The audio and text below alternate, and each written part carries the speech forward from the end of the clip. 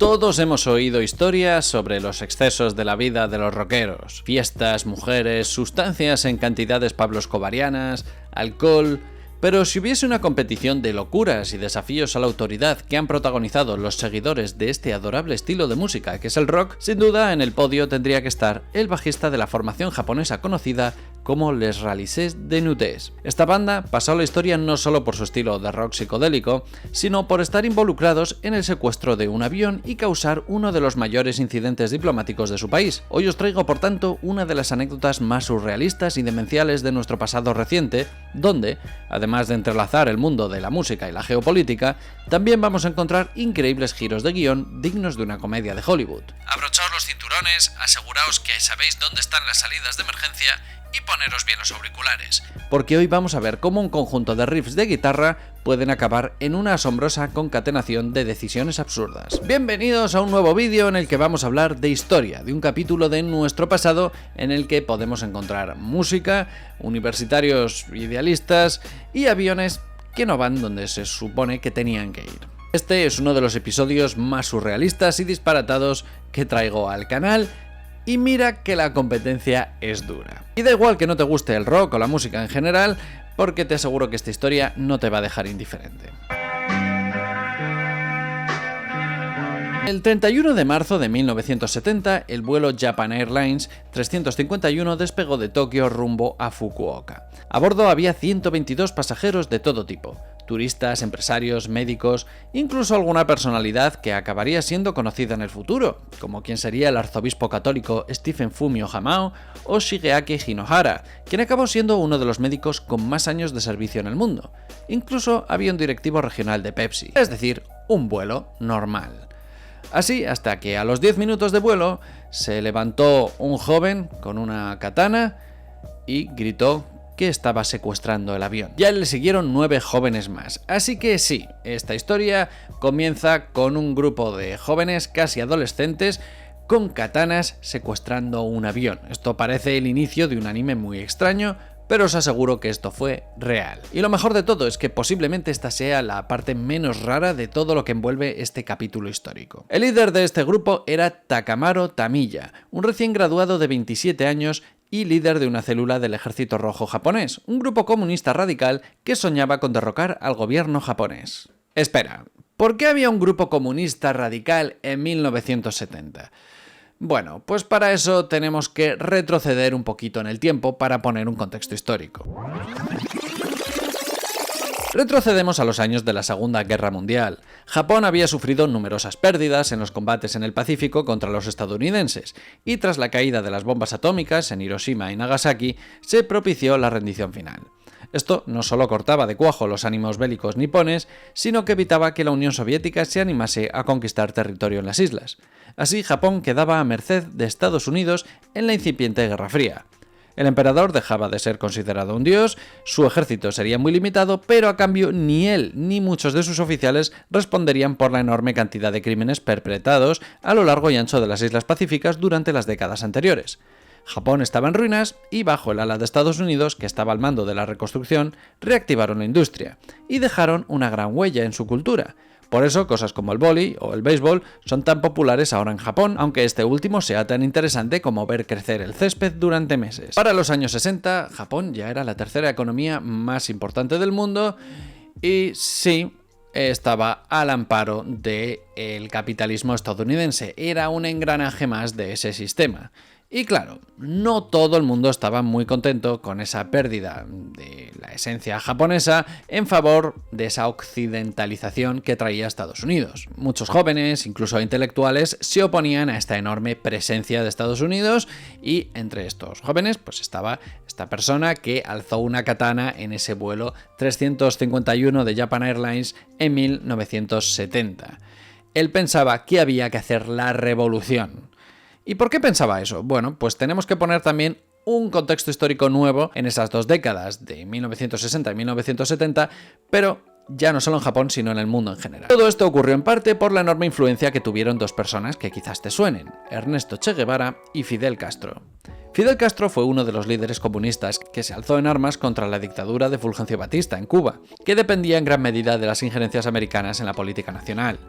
Tras 6 años de conflicto, desde 1953 a 1959, se alzó con el poder siguiendo las líneas políticas del marxismo-leninismo. No solo eso, había paralizado los intentos de subversión en el desastroso asalto estadounidense en la Bahía de Cochinos en 1961, y un año más tarde puso en jaque al gobierno de Kennedy en la crisis de los misiles, cuando se descubrió que la Unión Soviética había ubicado misiles de largo alcance en la isla, es decir, al ladito de Estados Unidos. La pequeña Cuba estaba plantando cara al gigante capitalista. En esta revolución cubana destacó además el guerrillero Che Guevara, quien acabó siendo uno de los comandantes más reconocidos y que, años más tarde, en 1967, sería fusilado en Bolivia en otro intento revolucionario, alzando su figura como un gran mártir de la revolución.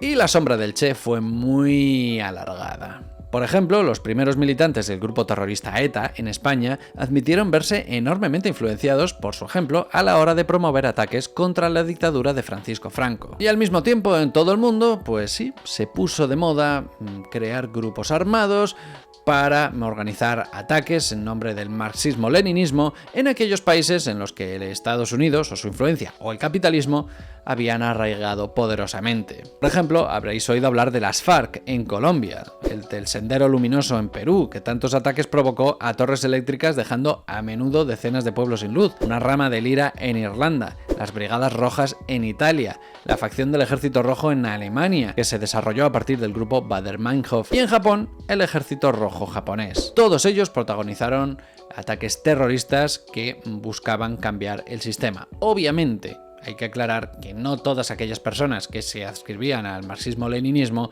estaban a favor de estos ataques o de formar parte de grupos armados. Pero ya sabéis, en las opiniones políticas, pues siempre hay gente que defiende que ellos son los más auténticos, los más rebeldes, los más puros, los más extremos a veces, y creen que, bueno, que si realmente no estás haciendo lo que ellos hacen, pues en que en realidad tú no crees en esa causa. Lo interesante de esto es que, bueno, muchos apoyaban este tipo de movimientos desde un punto de vista intelectual, especialmente en ambientes universitarios donde siempre hay una tendencia, bueno, a intentar cambiar las cosas o el sistema, ¿no?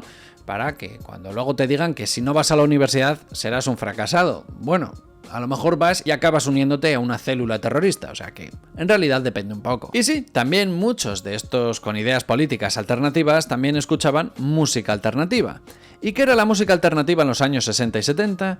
Pues sí, el folk de los hippies antimilitaristas en contra de la guerra de Vietnam, y relacionado con esto, pues el rock, también vinculado a la lucha por los derechos civiles, y el rock psicodélico, que vivió su gran auge en los años 70. Así que tenemos una mezcolanza de grupos como Pink Floyd, The Doors, Rolling Stones, The Byrds o los Beatles, y en Japón destacó especialmente Les Ralisés de Nudés, que era un nombre francés, Les Ralisés de Nudé. Vestían de negro, fumaban cigarrillos franceses y leían autores franceses porque era lo más cool en el momento. Estaban liderados por Takanashi Mizutani, quien además de estar involucrado en la escena política alternativa, también era seguidor de todos esos grupos que he mencionado antes, y también era especialmente fan del grupo The Velvet Underground, que fue muy revolucionario entonces. Los Ralisés de Nudés sonaban más agresivos, con guitarras distorsionadas y ambientes hipnóticos y repetitivos.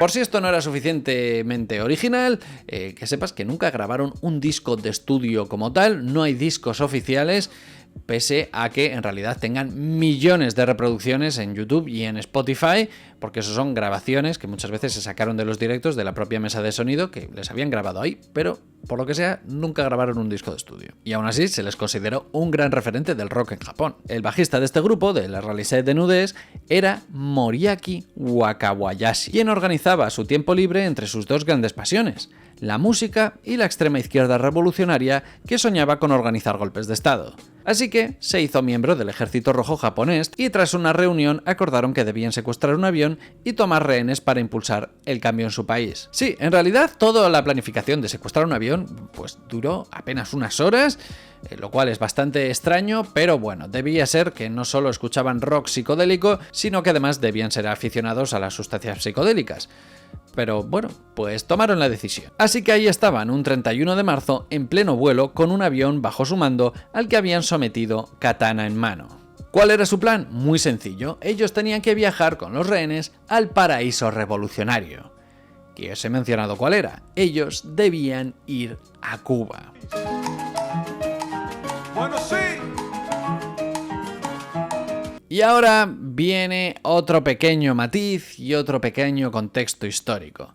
Por extraño que parezca, secuestrar un avión y pedir que te lleven a Cuba en ese avión no era algo extraño en la década de 1960 o en la década de 1970. Ya os he hablado de la enorme influencia que tuvo el Che Guevara y la Revolución Cubana. Pues bien, entre las décadas de los años 60 y 70, más de 150 aviones en todo el mundo fueron secuestrados con la intención de irse a Cuba. Al parecer, subir con armas a un avión era relativamente sencillo, como hemos visto, y además la mayor parte de los ordenamientos jurídicos del mundo pues, no venían a decir nada sobre secuestrar aviones, porque supongo que a los legisladores no se les ocurrió esa posibilidad. Supongo que entonces no habría tanto control para entrar en la zona de embarque, y eso quieras que no está bien, porque es claramente lo que más pereza da a la hora de viajar. Por ejemplo, tan solo unos meses antes de los hechos que estamos hablando, el 7 de enero de 1970, un joven español de 18 años trató de secuestrar un avión en Zaragoza con una pistola de plástico, amenazando al capitán y exigiendo ir a Cuba, ese paraíso revolucionario caribeño. O sea que sí, en los 60 y los 70 estaba de moda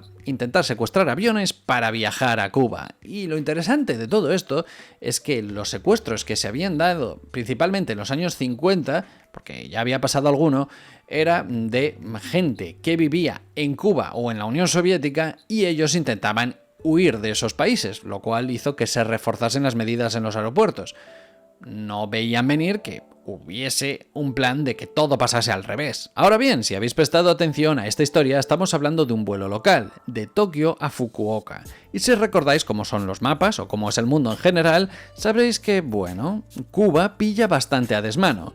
Está concretamente a 12.000 kilómetros. Obviamente el avión no tenía combustible para ir tan lejos, así que improvisaron sobre la marcha y dijeron, bueno, pues nos vamos a la Cuba de Asia. Nos vamos a Corea del Norte.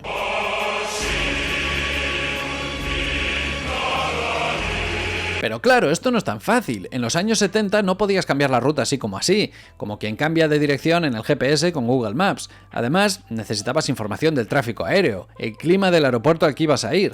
Así que, una vez en Fukuoka, exigieron mapas de navegación para ir a la península coreana y a cambio liberarían a 23 rehenes.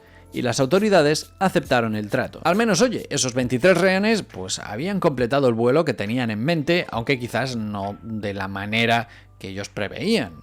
Pero habían llegado a casa. A lo mejor por las molestias, pues teniendo en cuenta cómo son las compañías aéreas, pues les compensaron con un desayuno gratis en el próximo vuelo o algo así, y ya está. Una vez las autoridades entregaron los mapas a los capitanes, iniciaron de nuevo el vuelo. Pero sorpresa, entre los mapas había una anotación con una frecuencia de radio específica.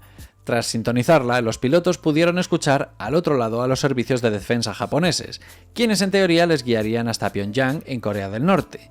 Pero en realidad les estaban guiando al aeropuerto de Gimpo, en Seúl, en Corea del Sur. Y claro, puede que estés pensando, hombre, si aterrizan en Seúl, en Corea del Sur, los secuestradores se van a dar cuenta de que eso pues no es Pyongyang, Corea del Norte.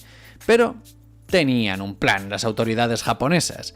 Se pusieron en contacto con las autoridades de Seúl, con las autoridades coreanas, y acordaron tratar de maquillar y disfrazar el aeropuerto de Seúl en tan solo unas horas para que pareciese un aeropuerto de Corea del Norte. Cancelaron todos los vuelos a Seúl, vaciaron el aeropuerto, disfrazaron a militares surcoreanos como si fuesen soldados de Corea del Norte, alzaron enormes banderas de la República Popular Democrática de Corea del Norte y llenaron el lugar de símbolos comunistas. En tan solo unas horas, los surcoreanos habían transformado su aeropuerto principal en un lugar que haría enormemente feliz a sus enemigos más odiados. Es que incluso fueron a un colegio famoso por sus coros juveniles y pidieron a las alumnas que se disfrazasen de norcoreanas para recibir a los secuestradores con cantos revolucionarios. Imagina lo que tendrían que decir esas niñas cuando llegasen a casa ese día y sus padres les preguntasen que qué tal ha ido la jornada en el colegio. ¿Cómo le explicas a tu padre que, bueno, en realidad no has ido a clase de matemáticas, sino que las autoridades de tu país te han sacado de clase, te han disfrazado con uniformes militares de los enemigos declarados de tu país y te han llevado al aeropuerto para que les cantes canciones marxista-leninistas a un secuestrador de aviones? La cosa es que, bueno, el avión aterriza en Seúl y los terroristas, que habían demostrado tener menos luces que un barco de narcotraficantes, de repente tuvieron un momento de lucidez y se dieron cuenta de que eso no era Pyongyang. Y se dieron cuenta porque dijeron que ese país estaba demasiado desarrollado. Que no es lo que buscaba. Ellos no querían un mundo industrializado, lleno de luces por todos lados, y sabían que la capital de Corea del Norte no era así. Así, tras una nueva negociación, el viceministro de Transporte de Japón, Shinjiro Yamamura, se ofreció como voluntario para reemplazar a los rehenes restantes. Los secuestradores aceptaron su oferta y así todos los rehenes fueron liberados.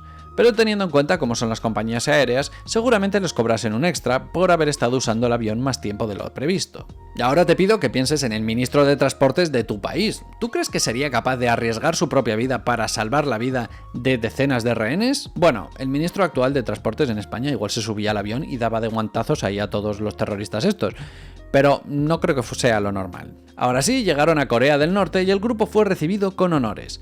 Los pilotos, supongo que hasta las narices de todas las vueltas que estaban dando, y al viceministro de Transportes les dejaron volver a casa al cabo de 2 días. Pero esta historia no acaba aquí. Fue de estos ilustres revolucionarios. El cerebro de la operación, uno que no se había subido al avión, era un joven llamado Takaya Shiomi y fue condenado a 20 años de prisión, y tan solo pudo trabajar en un parking tras salir y siempre soñó con ir a Cuba, algo que no consiguió porque murió en 2017.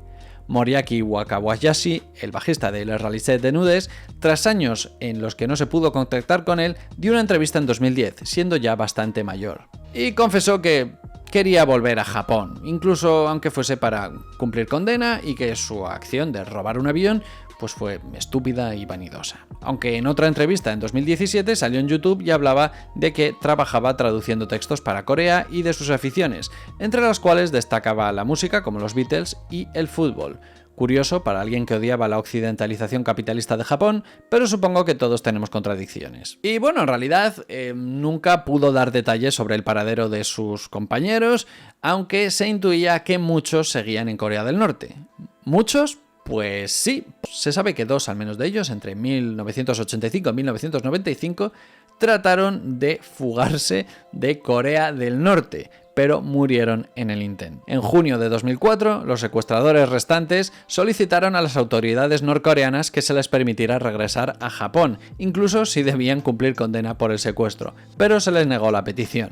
Por lo que sea, se cansaron del sueño revolucionario, no se sabe por qué, y bueno, pues Corea del Norte no acabó siendo del gusto de estos jóvenes idealistas.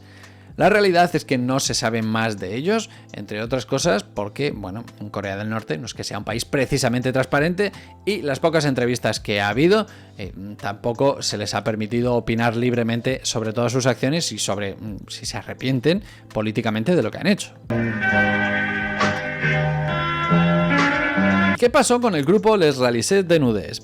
Aunque su líder Mizutani no tenía nada que ver con el secuestro, la banda quedó marcada para siempre. Se sabe que poco después intentó buscar un nuevo bajista, pero ese nuevo bajista no estaba muy convencido de unirse al grupo porque ya era realmente polémico, y si recordamos cómo trataban los medios de comunicación al rock en los años 70 y en los años 80, imaginaos ya si uno de esos músicos ha participado en el secuestro de un avión. Así que las dudas eran normales para unirse a esta formación. Para convencer al nuevo bajista, Mizutani quedó con él en un café y le obligó a subirse a una camioneta para forzarle a acudir a un ensayo del grupo. Por lo que sea, sentirse secuestrado no ayudó a tomar la decisión de unirse al grupo, sino todo lo contrario. Y también desde el secuestro del avión, Mizutani creía que la CIA le perseguía. Y es verdad, y se supo después, que la CIA estuvo investigando todo el mundo relacionado con los secuestradores en tiempo posterior, porque bueno, en ese avión había ciudadanos estadounidenses y ellos pues no podían permitir que pasase este tipo de cosas, ¿no? Pero cuando ya vieron que se dedicaba a su música, pues en principio pues ya pasaban de él. La cosa es que Mizutani pasó a vivir en la clandestinidad, dando algún concierto esporádico súper exclusivo. Hasta donde sabemos, vivió sin llamar la atención hasta su muerte en 2019, y hasta el fin de sus días pensó que la CIA le perseguía por haber tenido relación con un secuestrador de aviones. Curiosamente, Les Réalités de Nudes es un grupo de culto a día de hoy y cuenta con decenas de miles de reproducciones en las plataformas de streaming, así que llegaron a ser bastante reconocidos.